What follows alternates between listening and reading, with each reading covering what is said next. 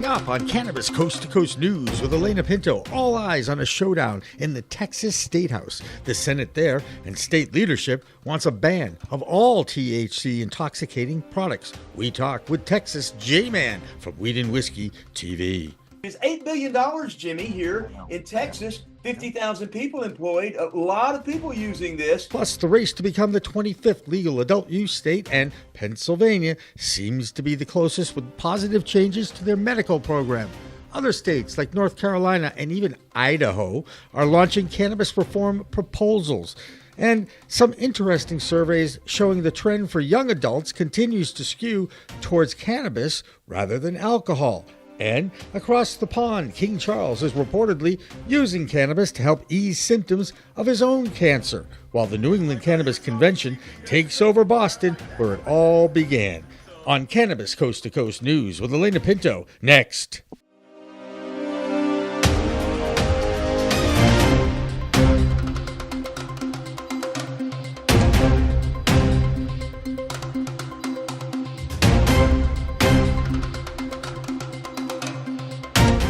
Hi, everyone. Welcome to this week's edition of Cannabis Coast to Coast News, PCM TV's weekly roundup of the fight to end cannabis prohibition. I'm Alaine Pinto. We start off every show with an appeal to our viewers to download our PCM Space TV app. It's the easiest way to keep up with all of the news from the industry. It is free and it's available in the App Store or Google Play. We start with the Lone Star State of Texas, a state that is led by a trio of prohibitionists, their Governor Greg Abbott, Lieutenant Governor Dan Patrick, and their Attorney General Ken Paxton. All three have tried to shut down the movement by the 8 cities and towns in Texas who have decriminalized possession of cannabis. This time around, it's the Texas Senate that has now passed a bill that will ban all intoxicating hemp products in the state. But remember, there are over 7,000 stores in the Lone Star State that sell hemp-based products, and over 50,000 people are employed in that industry.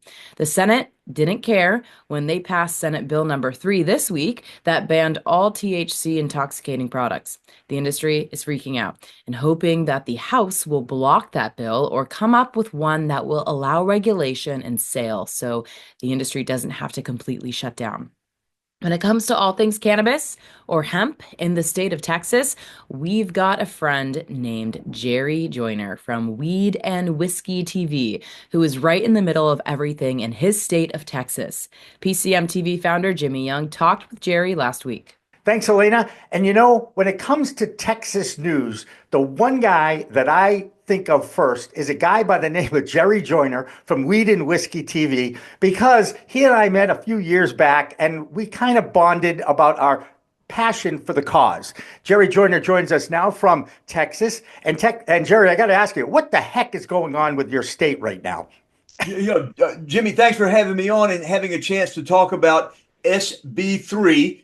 Senate Bill 3 here in Texas that was championed by Charles Perry, a state senator, along with Lieutenant Governor Dan Patrick. And the Lieutenant Governor in Texas does carry a lot of weight.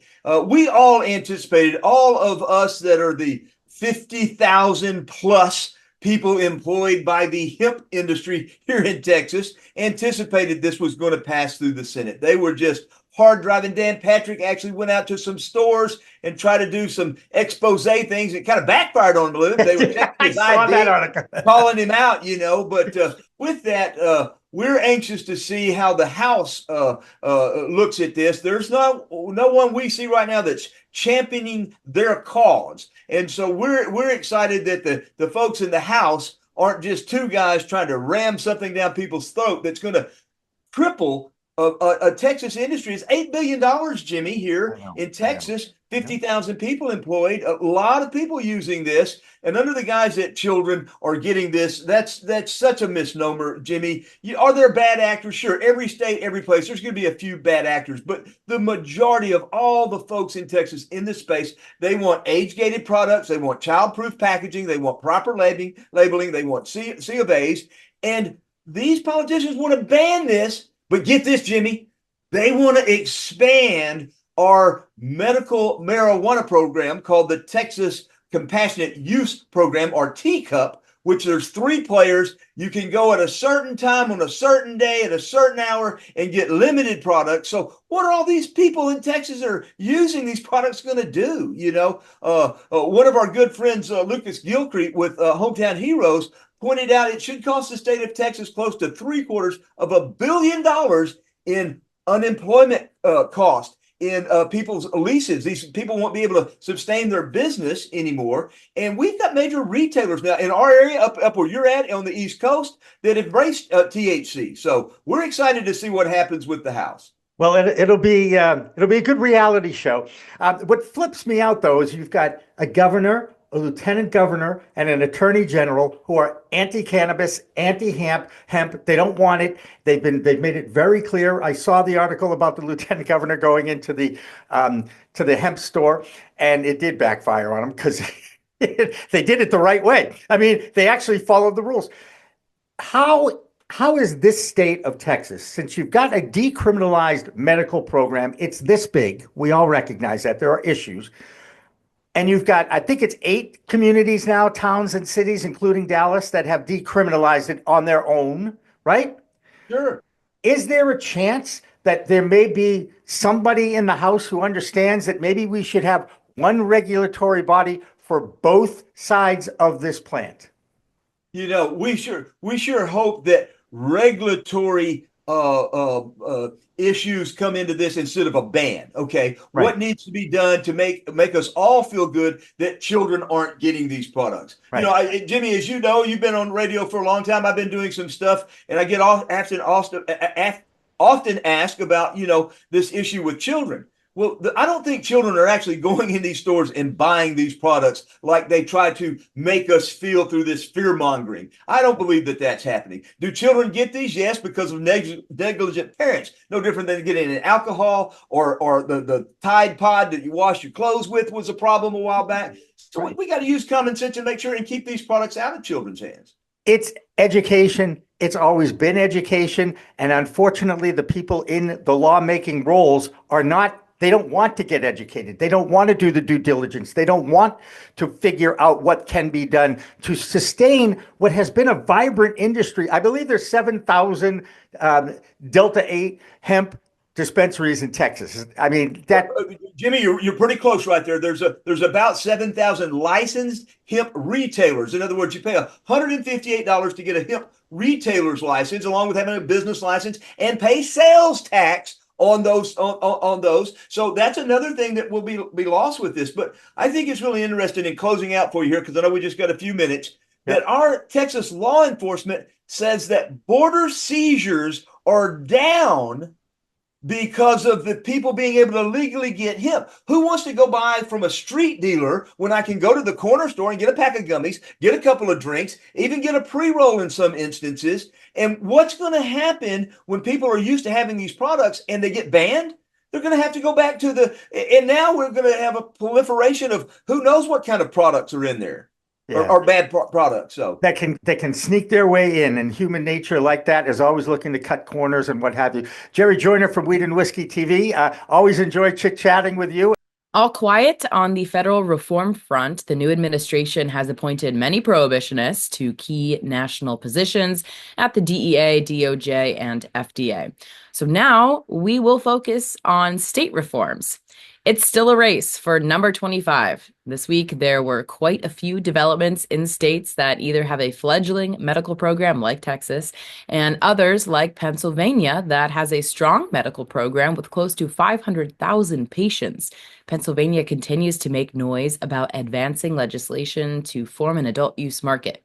And this week, a bill was passed in that state's House of Representatives that will strengthen the existing medical program. There will be more stringent testing of the products, audits of those products, and lab inspections for those products. Perhaps the most encouraging thing about this House bill was that it passed with bipartisan support, 194 to 8. It now moves on to the Senate. Meanwhile, the adult use movement is getting an infusion of cash from some of the biggest players in the industry and in Pennsylvania too. Trulieve, Cresco Labs, Curaleaf, Verano, and Can Tech PA have all dropped thousands of dollars into the adult use lobbying efforts. According to Spotlight PA's report, over $1.6 million was spent for this effort in that state, with Trulieve leading the way with $210,000. Of course, their governor, Josh Shapiro, has already urged his lawmakers to get him an adult use bill to approve and implement. Here's Karen Black with our Arizona Cannabis Report. I'm Karen Black from Greenfinger Consulting with the Arizona Cannabis Report for Cannabis Coast to Coast News. A recent study by Arizona State University uncovered concerning levels of toxins in 16% of cannabis samples from Arizona and California. The tainted products, originating from illicit sources and seized by law enforcement, highlight the risks associated with consuming unregulated cannabis. The research underscores the importance of a regulated market with rigorous testing, and the findings serve as a reminder of the ongoing challenges in combating black market cannabis. One of the toxins, fusarium, is not tested for nor reported on by any state, which may indicate the need for stricter or perhaps broader quality control measures across the industry. Moving to legislative updates, after week 10, 5 cannabis-related bills remain under consideration. One, which would restrict medical dispensaries from locating near preschools and daycares, has reached the governor's desk. Another, which would allow dual licensees in rural areas, failed and was reconsidered last week, only to stall in the Senate. A third measure about advertising restrictions is also facing challenges in the upper chamber.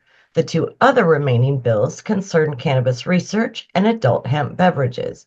This ongoing process reflects the broader challenges of balancing public health with economic opportunities.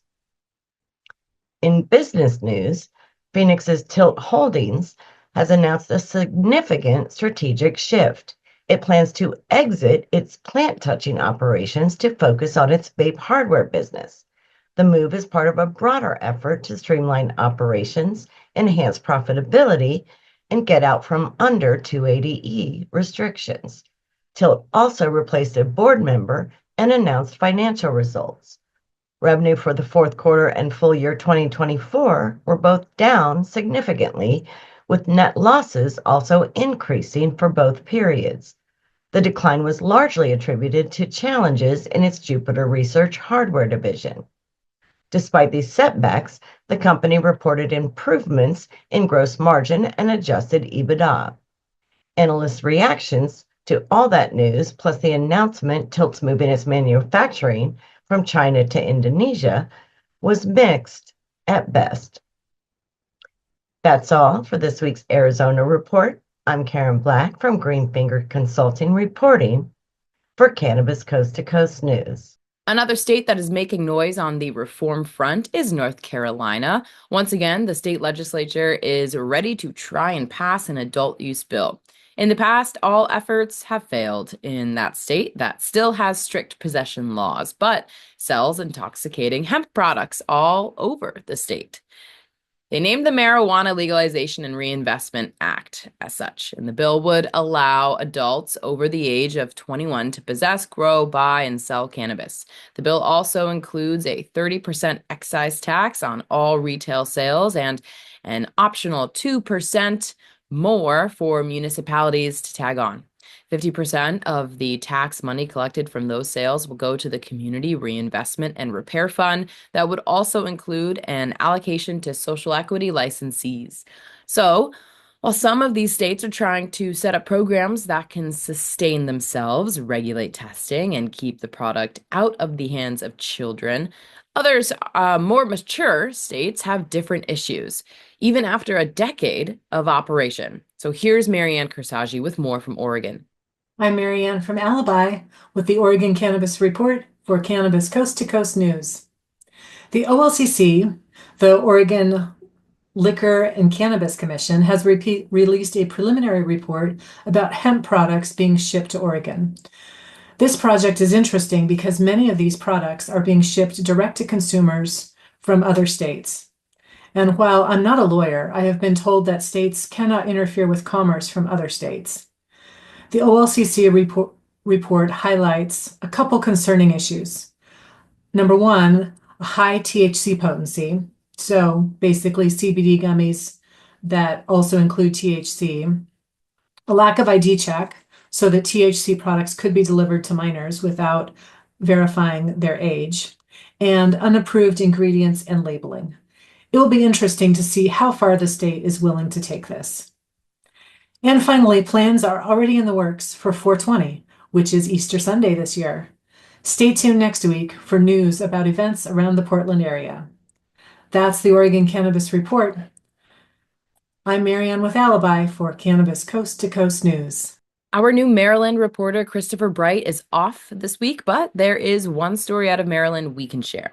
The State Senate of Maryland passed a bill this week protecting the rights of first responders, including EMTs, firefighters, and other rescue workers from being fired over after-hours cannabis use. This is a good sign towards normalization in the state of Maryland as they continue to mature their operations and policies. Now let's check in on Michigan with Amie Carter. I'm Amie Carter with Michigan Weedsters for this week's Cannabis Coast to Coast News. In a major bust in southwest Michigan, police seized over 2,000 pounds of cannabis, along with psychedelics and a butane hash oil operation. The operation, located just 60 feet from a home with young children, raised some serious safety concerns. Multiple individuals are facing charges, and a hazmat team was called in to handle the cleanup. On a different note, February wasn't the best month for Michigan cannabis sales, which fell by 7.6% compared to last year. But don't worry, over $331 million in tax revenue from recreational cannabis is being distributed to local municipalities and schools, ensuring the community benefits from this industry. And in some more local news, a Macomb Township man is facing felony charges after authorities found nearly 120 pounds of cannabis and $7,000 in cash linked to illegal sales in his truck. And again, don't forget to mark your calendars for April 5th, which is Hash Bash in Ann Arbor at high noon. Cannot wait to see you there. That's your quick scoop for this week. I'm Amie Carter with Cannabis Coast to Coast News. That'll do it for the A block or first section of Cannabis Coast to Coast News, but we have more state reports. Plus, here in Massachusetts, it's the New England Cannabis Convention at the Heinz Convention Center in Boston. Over 300 vendors and dozens of speakers are expected to attract a crowd of upwards of 30,000 attendees this weekend. PCM TV founder Jimmy Young is overing that this weekend. Cannabis Coast to Coast News continues after this break.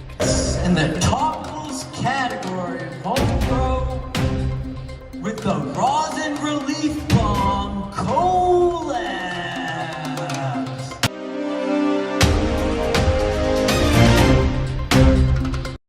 Ready to take your craft to the next level? Imagine faster extractions, purer products, and more profits. Sounds good, right? At Pure 5 Extraction, we've revolutionized cannabis extraction with our game-changing technology. No solvents, no heat, just the cleanest, most natural process on the market. Whether you're a boutique grower or a large-scale operation, Pure 5 has the tools to elevate your business worldwide. Visit pure5extraction.com today. Pure 5 Extraction, because your plants deserve the best. In Willow Creek, Rory, renowned for birdwatching, embraced nature's elegance. Preparing for his woodland sojourn, he used grape-focused THC mist from Yellow Labs. Each spritz honed his senses, capturing avian beauty. Immersed in the forest symphony, Rory's lens froze vibrant moments. Emerging at twilight, gratitude filled him for the mist's clarity. Recalling, find Yellow Labs near you. Rory ordered more of his mist from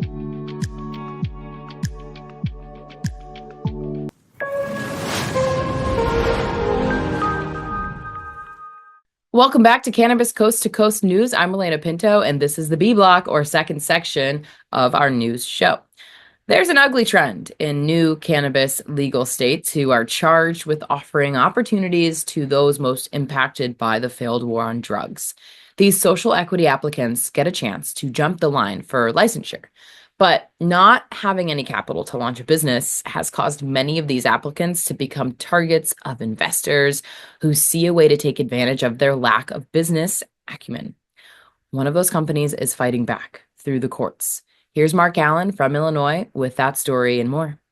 What's up, everybody? I'm Mark Allen, the Chicago clone guy, reporting for Cannabis Coast to Coast News, just outside of Chicago, Illinois. This is Bird. Thanks for tuning in. Today, we're going to talk about Cannabis Development Company, also known as CannBev Co. They're actually suing their former social equity partner for reneging on a deal. They allege that Mr. McCade Jr. used them to help get a commercial craft grow license, only to pretty much dump them at the end of it when he received the license. So the big company is now going to sue the little guy. On other side news, I'm actually friends with a hemp farmer social equity applicant that was going to be the social equity applicant for another large commercial grow facility, but decided not to because they were only going to give him a tiny percentage, and then he wasn't going to have any type of say in the business operations at all. So they ended up picking another social equity license person, but after they got up and going, they ditched that gentleman. So the guy that was going to be that social equity license, he ended up getting, well, kind of screwed out of his license. So it seems like it's going both ways in here in Illinois. Definitely very interesting. Some positive news going on in Illinois. Since it's warming up, there's actually events, consumption events that are starting to form and be organized. The next one that I found out about is actually going to be in Elgin, Illinois on April 22nd. It is called the Boats and Hash competition, hosted by the IRC, Illinois Rosin Collective. This is going to be in Elgin, Illinois. It's going to be focusing on vendors. It's going to have artists. There's going to be DJs. There's also going to be guest speakers focusing on mycology, which is very interesting to me. And they're going to be focusing more on hash conversations. So if you're around for that, check it out. It's in Elgin, Illinois at the end of April. You can find it on Instagram or Facebook. But that sums up this portion of the news for the Illinois Report for Cannabis Coast to Coast News. I'm Mark Allen, the Chicago clone guy. Checking out. Next up, a disturbing story about the trickle-down impact of the new administration's crackdown on illegals in this country. A Milwaukee resident named Ma Yang has been deported to Laos over a cannabis trafficking conviction from 2020. She had spent some time behind bars for her cannabis crime, and that's when her green card was revoked.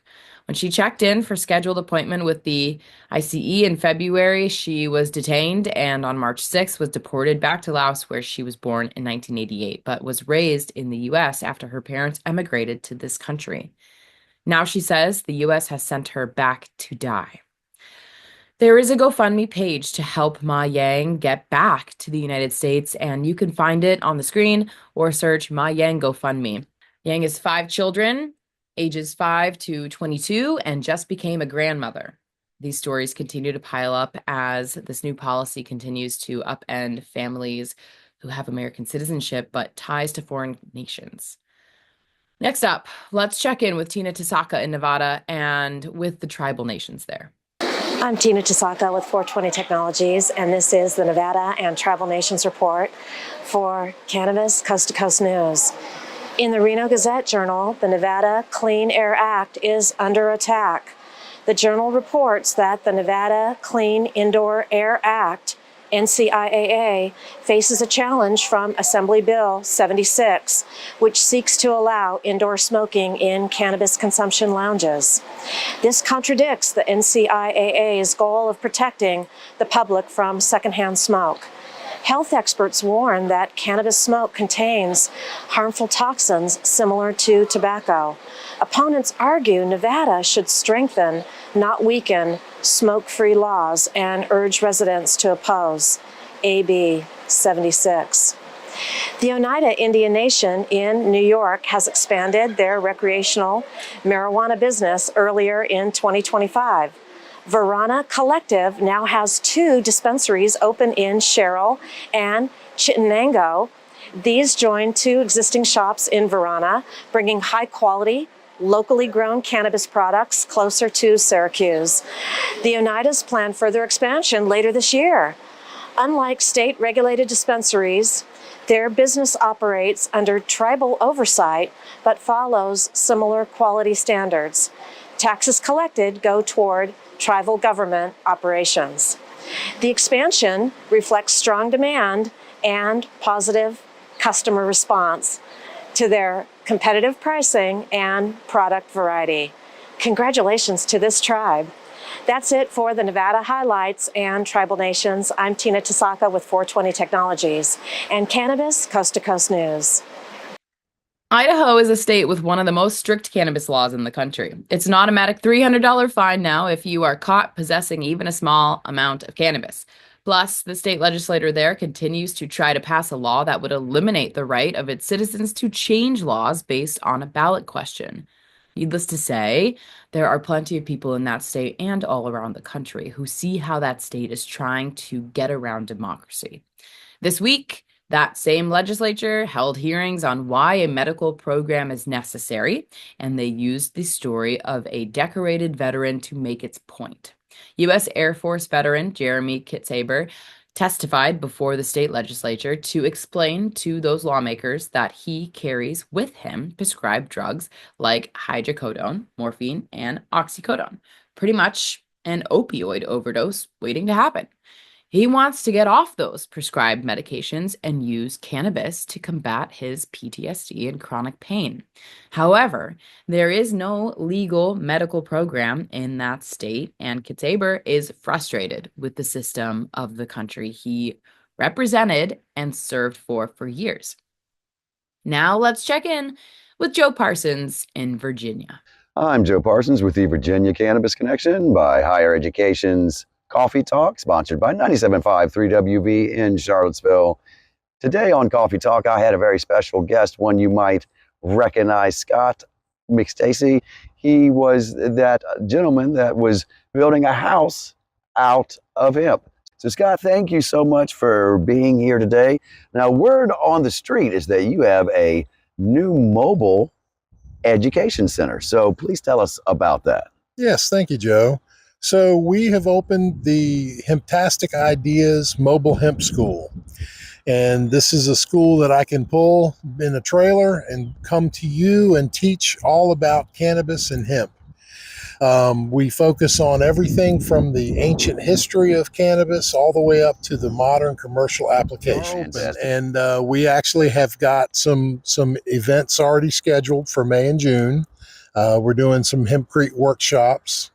So, you know, it's good. It's coming along. Awesome. And if someone wants to get involved in this, where do they go? Well, you can go to my Facebook page. It's Seed to Structure, SEEDTOSTRUCTURE. It's Seed to Structure. And on that site, I will have all the announcements for all of our events. And pricing and so forth? Everything. Yes. Outstanding. Well, Scott, thank you so much. And also, as a little reminder, I am going to be going out to that same house that Scott was working on. Look forward to giving everyone a full update on that. And anything else that you would like to announce, Scott? Well, just say everybody have a hempy day. That sounds awesome. All right, well, that is going to do it for this week from the Virginia Cannabis Connection and Higher Education's Coffee Talk, sponsored by 97.5 3WV in Charlottesville and reporting for Cannabis Coast to Coast News.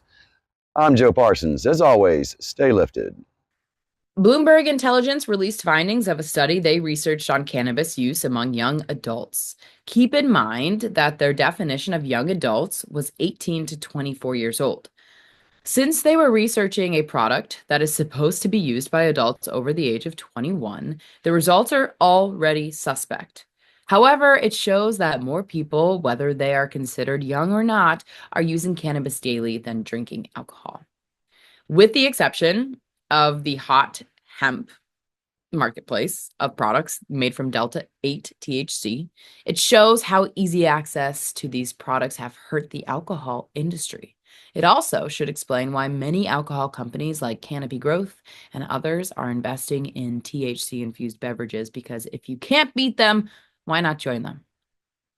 Besides, the federal government opened this Pandora's box for the launch of the hemp industry when it passed the Farm Bill of 2018, basically legalizing the cannabis sativa plant.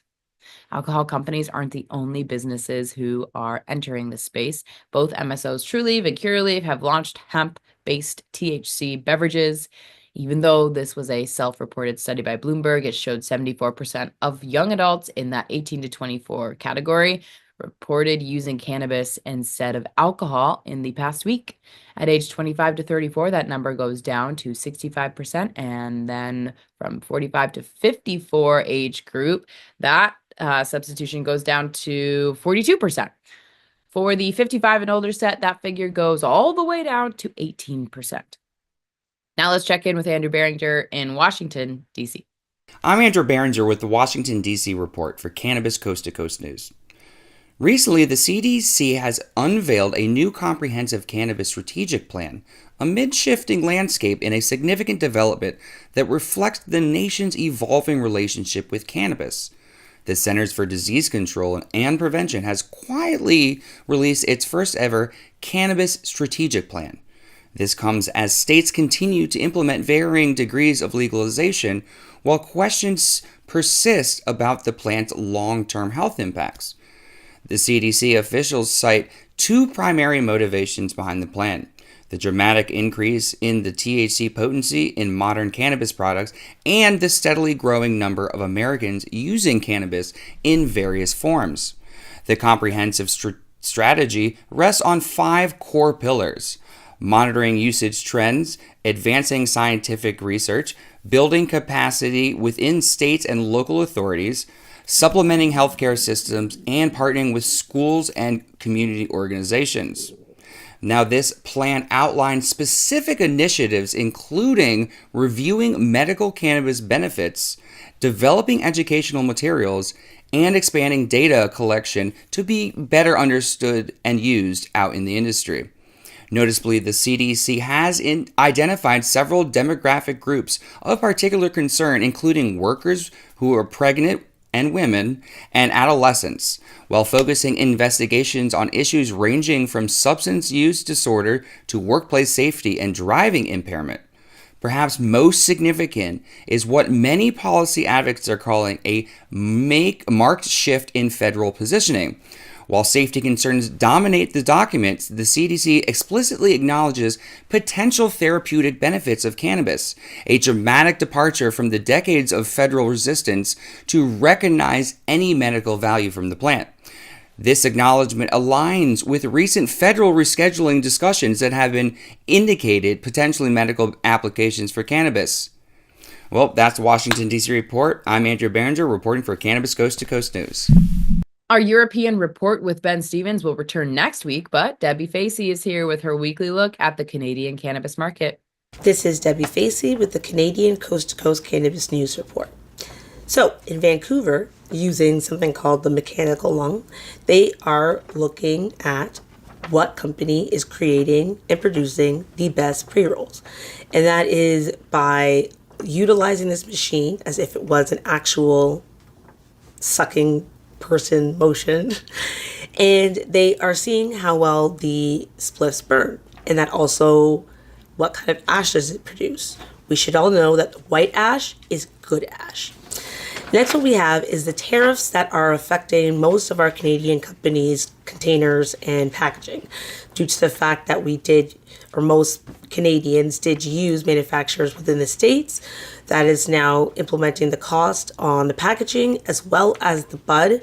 So we are hoping to find some sort of solution when it comes to that, so our cannabis in Canada does not become too expensive. And last but not least, we have Aurora that has found a powdery mildew, by the name of PM2, which is something that is affecting the grows. They are hoping to be able to attack this so they don't have to use more pesticides and grow a lot more clean, great cannabis. This is Debbie Facey with the Canadian Coast to Coast Cannabis News Report. Peace.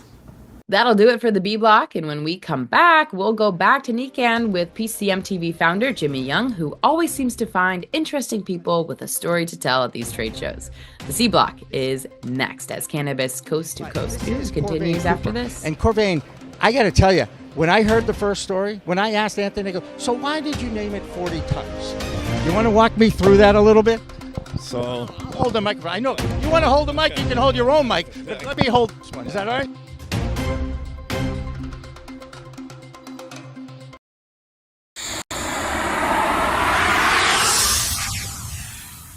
It's a whole new world of weed out there, isn't it? Everyone is learning new ways to titrate, ingest, consume, imbibe, and engage with this plant medicine we call cannabis. Now, let me tell you my cannabis story. You know, I've had 4 major surgeries in the past 23 years and suffer from osteoarthritis with a variety of metal parts in my body and one on deck. Now, thanks to those chronic pain issues, I've been a medical patient in Massachusetts for almost 10 years now. I remember my first trip to a dispensary just outside of Boston, and I told the bud tender I didn't want to smoke it anymore. So I tried edibles, then tinctures, then vaping, and now if I'm going to smoke, I only use the Weejits filtration system. What? The Weejits.com, Weejits, that's weed, W-E-E-D, G-E-T-S.com, is where you'll find the planet's coolest product that cools the smoke from everyone's favorite flower. The guy that started this was a pretty good medical device manufacturer, and he created this maze pipe that cools the smoking process from 1300 degrees Fahrenheit upon inflammation down to just 90 degrees when it reaches your mouth. That's right, 1300 down to 90. That's why this maze pipe is amazing. Now, add in the code of PCMTV and you get 15% off. So just go to Weejits.com and check out the best way to enjoy a cooler smoke with less coughing and hacking and more peace of mind.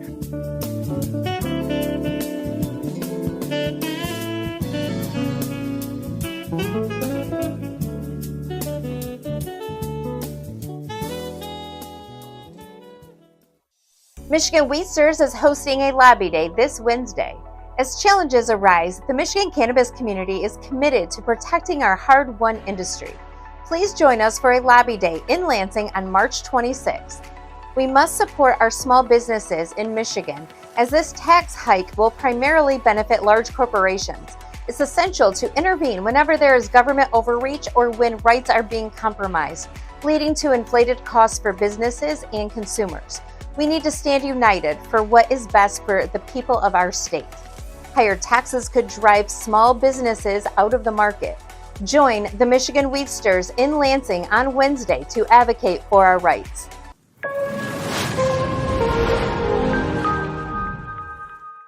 Welcome back to Cannabis Coast to Coast News. I'm Alaine Pinto. This is the final section, or C block, of this week's show, and final reminder to download the PCM TV app at the Google Play or App Store. It's free and has links to over 60 videos produced by PCM TV that documents the fight to end cannabis prohibition in our time.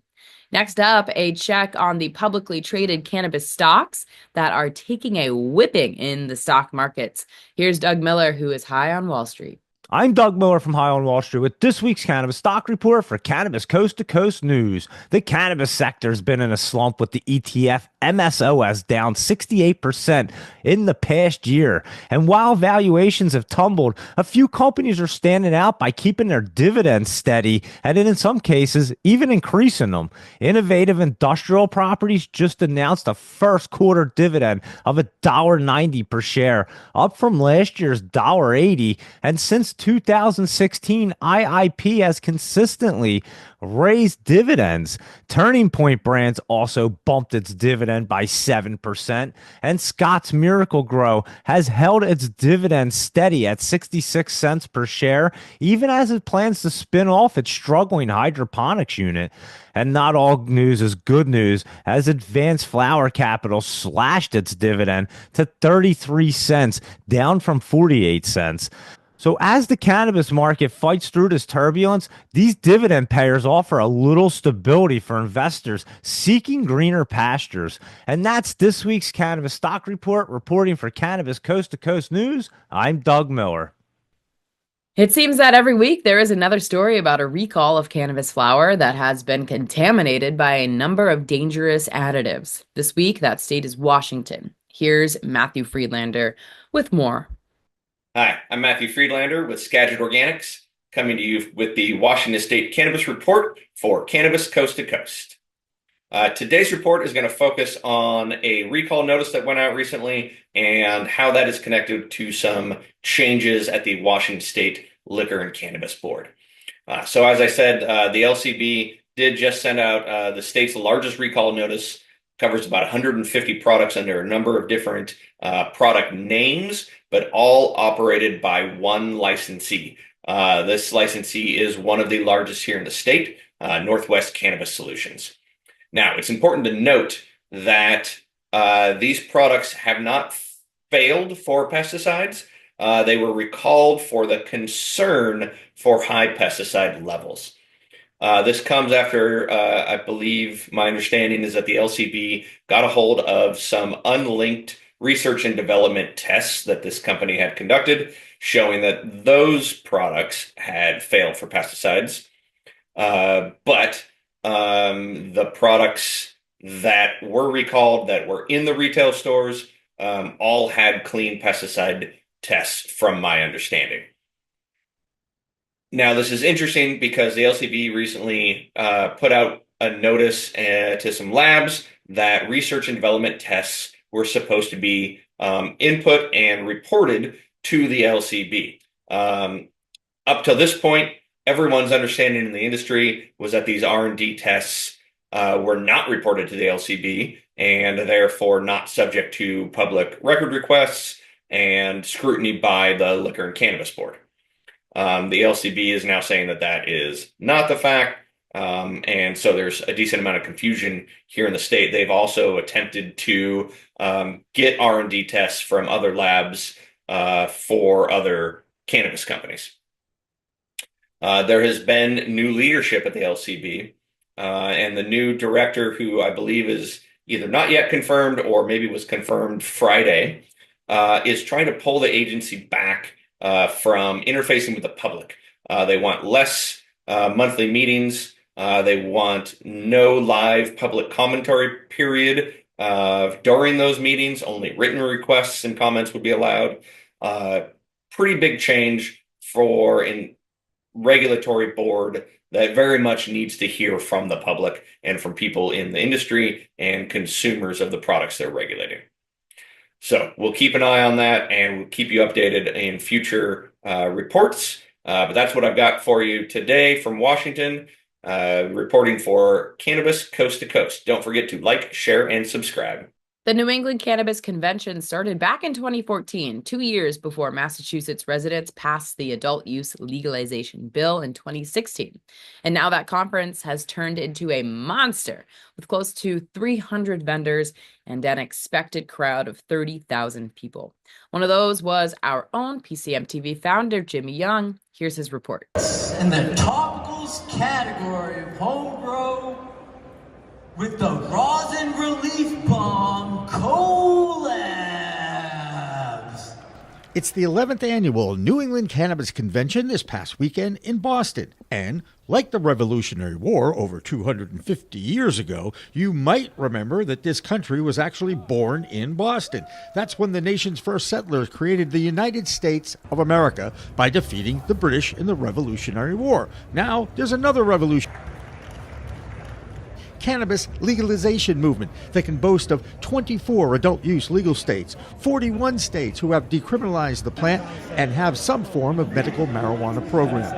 At NECANN, close to 300 vendors showed up this year, from the pre-roller group to a variety of other exhibitors, complete with breakout rooms, panel discussions on stage, and plenty of positivity for an industry that has been battered and bruised over the first 3 months of this year. And now add that onto the struggles with a devastating market correction over the past few years, It's been a very difficult time. Profits are declining, valuations are going down, stocks are completely declining, and prohibitionists are reinvigorated in Washington, D.C. You would never know that over the past 2 days at NECANN in Boston. There was tremendous positive energy when the industry gets to surround itself with like-minded, passionate entrepreneurs. Can you give some hope to the people in this industry that we're going to be okay?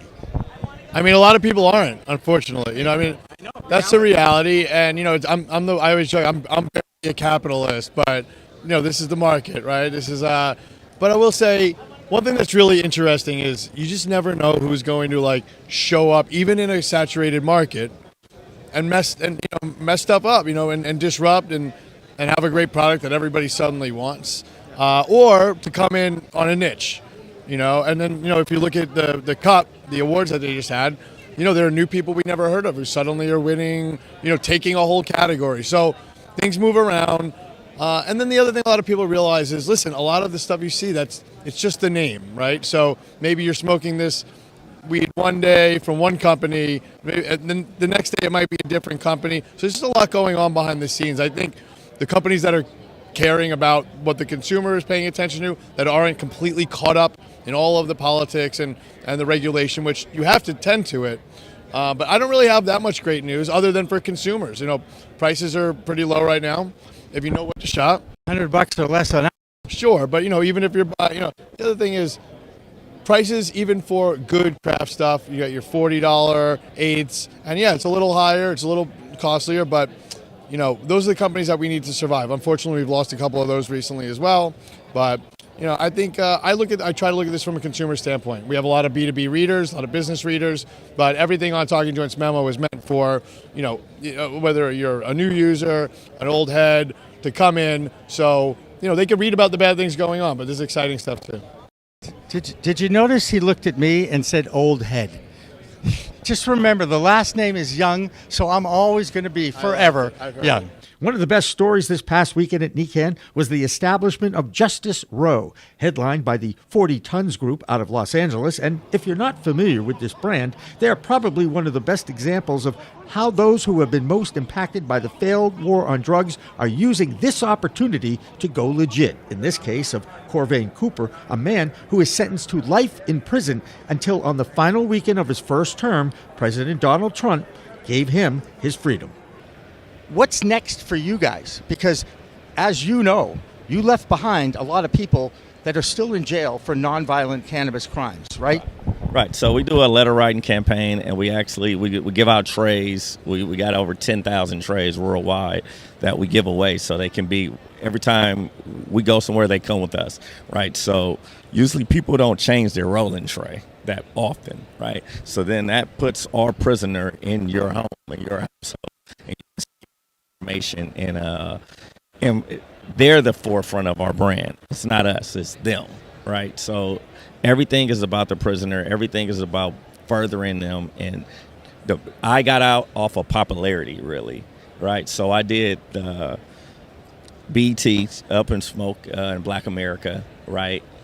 And Nas did that for me. I did Business of Drugs, episode 5 on Netflix, From in Prison, right? You can watch that. I did Complex, National Geographic. We made it to the front page of the New York Times. And those are the things that you have to do in order to, you know, you have to scream. Me and my attorney, Patrick McGruel, reached 176,000 signatures from Americans.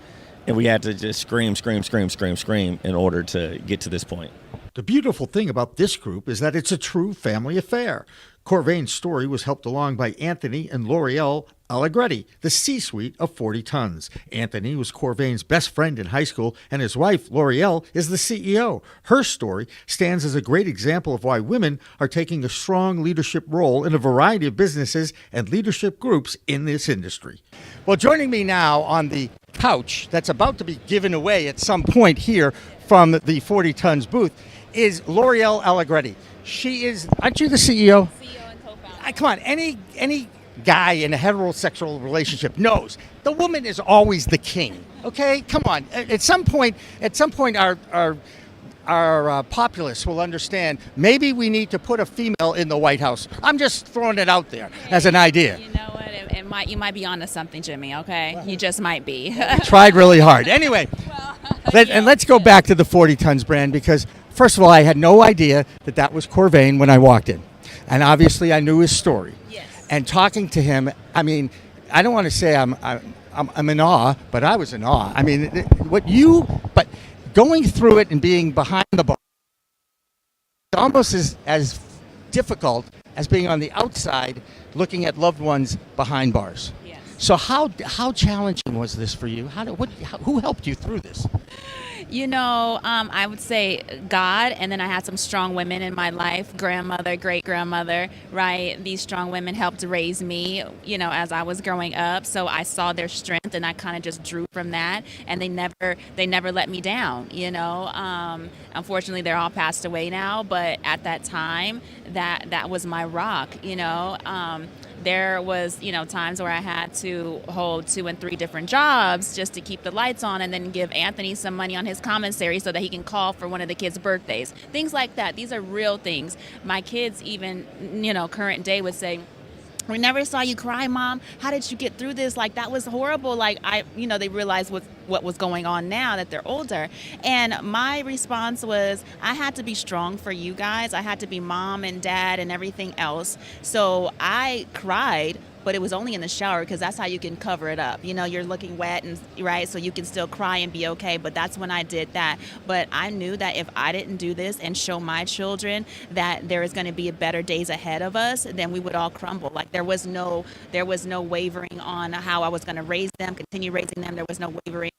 Help support my husband, because at the time he did what they say, committed a crime, and he served the time, and unfortunately the family served the time too. Right. There's a lot of politics when your loved one goes to jail. The people that they leave behind, the aftermath, and it's not free. Phone calls are not free, so it was very challenging time, but I got through it, Jimmy, and look at what we're doing today, and all of the great traction that we're making, and the building up the communities, and locking arms with folks in Justice Row and all the other brands. So it's exciting times. Well, socially responsible capitalism is a term that I learned back in the 90s as a sportscaster here in the Boston area, okay? And I have seen quite a few companies in the cannabis space embrace that philosophy. But I have never seen one that has really lived it. Do you know what I'm saying? You have lived it. And by the way, I love the fact she's the CEO of this company, and she's kind of dropped in the fact that she's also a mother. How many kids do you have? 3 children and 2 really large dogs. Like, my dogs are 200 pounds. So, and I have 2 of them. Mastiffs? Yes, they are mastiffs, Jimmy. Yes. I know my dogs. And besides, well, we could talk about yellow labs another time. It's another story for another day. But where would you like to see 40 Tons going? I mean, you know Steve D'Angelo from Last Prisoner Project, right? He announced the Last Prisoner Project on one of my shows live back in 2019. I met him in Jamaica, okay? And he's always said, if I ever resurrect my show again, I want it to be on your network. I'm like, great, I'm waiting, But in the meantime, he's trying to get every prisoner that's in behind, and you guys are joining that as well. But you've lived it.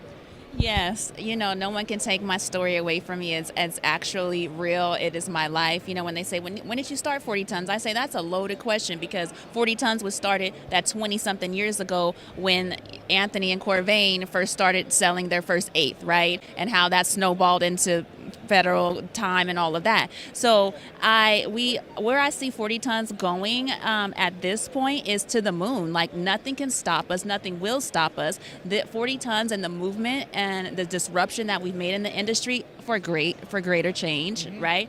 I think it is bigger than myself. It's bigger than Corvain. It's bigger than Anthony. This should be able to continue on for years and years and years, because it is a great cause. People are still being incarcerated over this plant. People need to understand what their responsibility is, just to know, just to be aware, to be educated on what's going on. The stats, at some, of prisoners people going to jail, the Black and brown community, how that's affected. 4 times more than white people, and we use the product the same amount.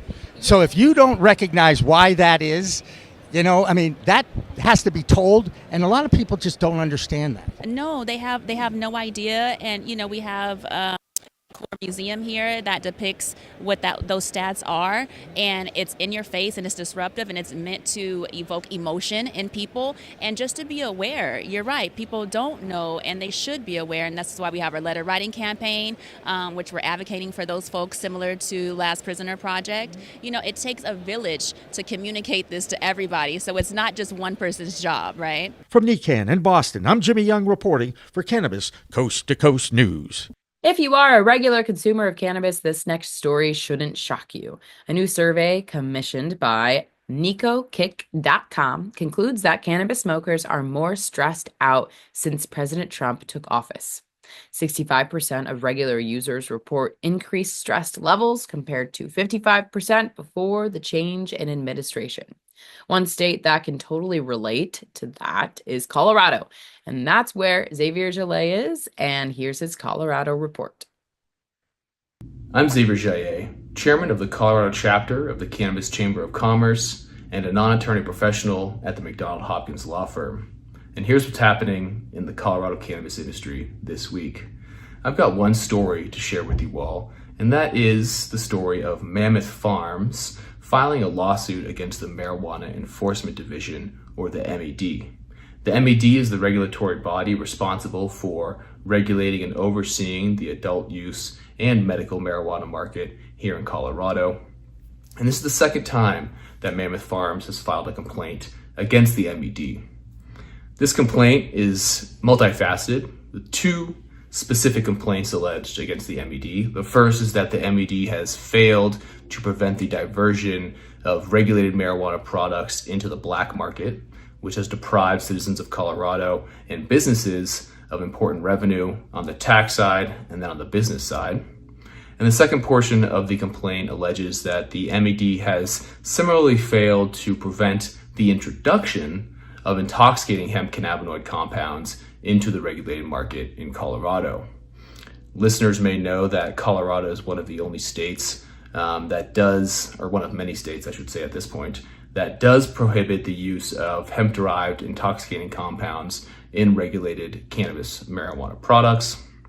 And this lawsuit alleges the further growing divide between the hemp cannabis and marijuana cannabis industries in the state.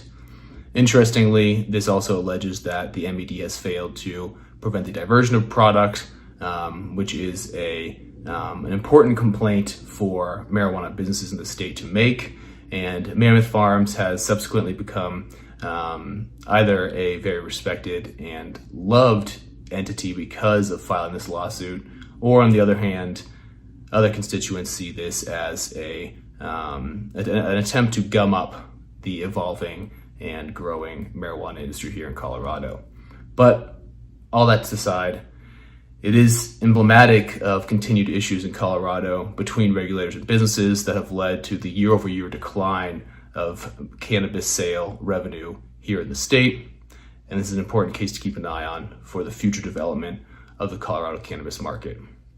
That's it for the Colorado cannabis news this week. I'm Xavier Jallet, reporting for Cannabis Coast to Coast News. And finally tonight, there might be a new powerful advocate to hasten the acceptance of medical marijuana in England. Believe it or not, it's the King who is leading the charge. King Charles is being treated for cancer, and now he is exploring more holistic forms of treatment. A Buckingham Palace insider shared the story that King Charles has always been a champion for homeopathic medicines, and now as a cancer patient, he believes he should try it too. That same source said he is willing to try all treatments for his cancer in the book, and some that are not. Getting high with the king, even for medicinal purposes, would be pretty cool, though, don't you think? That's this week's Cannabis Coast to Coast News. I'm Alaine Pinto. Remember, it's a whole new world of weed out there. Consume it responsibly.